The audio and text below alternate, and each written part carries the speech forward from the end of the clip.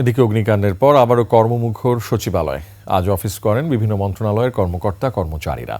সাংবাদিকদের accreditation card বাতিলের বিষয়ে তথ্য উপদেষ্টা বলেন, সোমবার থেকে অস্থায়ী পাস দিয়ে সচিবালয়ে ঢুকতে পারবেন সাংবাদিকরা। স্বরাষ্ট্র উপদেষ্টার সঙ্গে বৈঠক শেষে সেক্রেটারিয়েট রিপোর্টার্স ফোরামের সাধারণ সম্পাদক জানান, সাংবাদিকদের জন্য নতুন কার্ড ইস্যু করা হবে।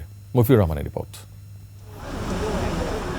বুধবার রাতে সচিবালয় ৭ নম্বর ভবনে আগুন লাগার পর বৃহস্পতিবার সেভাবে অফিস করতে পারেননি কর্মকর্তা কর্মচারীরা। সে হিসেবে রোববার প্রথম কর্মদিবসে নিজ নিজ দপ্তরে যান সচিবালয় সংশ্লিষ্টরা। স্বরাষ্ট্র মন্ত্রণালয়ের জারি করা নির্দেশনা অনুযায়ী কেবল পাসধারী সরকারি কর্মচারীরা হেঁটে সচিবালয়ে প্রবেশ করেন। মূল গেট দিয়ে গাড়ি নিয়ে কেবল সিনিয়র সচিব ও উপদেষ্টাদের ঢুকতে দেওয়া হয়। এই বিষয়ে কর্মকর্তা কর্মচারীরা বলেন, নিরাপত্তার জন্য জারি করা এই বিধানটি তাদের মানতে হচ্ছে। আগুনে ক্ষতিগ্রস্ত ভবনটি আইনশৃঙ্খলা বাহিনী কড়া নজরদারিতে রেখেছে বলে জানান প্রত্যক্ষদর্শীরা। ভিতরে আসলে অবস্থা খুবই ভয়াবহ, বিশেষ করে আপনি ৭ নম্বর ভবনের ৭ এবং ৬ মাঝে কাউকে ওখানে যাইতে দিচ্ছে না এবং খুবই খারাপ অবস্থা।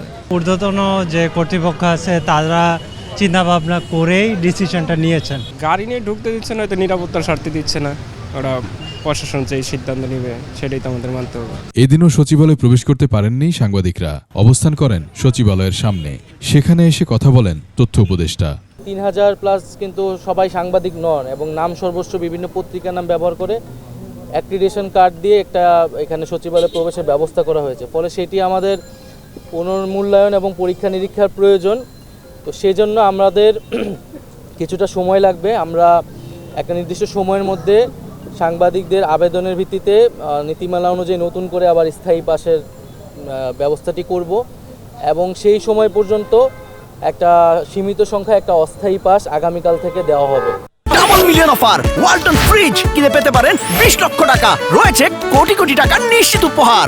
স্বরাষ্ট্র উপদেষ্টার সঙ্গে বৈঠক করেন বাংলাদেশ সেক্রেটারিয়েট রিপোর্টার্স ফোরামের নেতারা। বৈঠক শেষে তারা বলেন, সচিবালয় বিটের সাংবাদিকদের কোনো সমস্যা হবে না।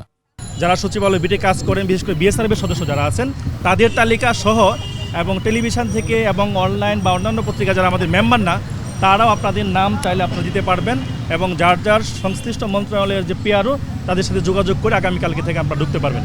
এদিকে ঢাকা দক্ষিণ সিটি কর্পোরেশন ও নগর ভবনের খালি কক্ষগুলোতে দাপ্তরিক কার্যক্রম শুরু করেছে স্থানীয় সরকার, পল্লী উন্নয়ন ও সমবায় মন্ত্রণালয়। রোববার সকাল থেকে নগর ভবনের ১৩ ও ১৪ তলায় এই কার্যক্রম শুরু হয়েছে।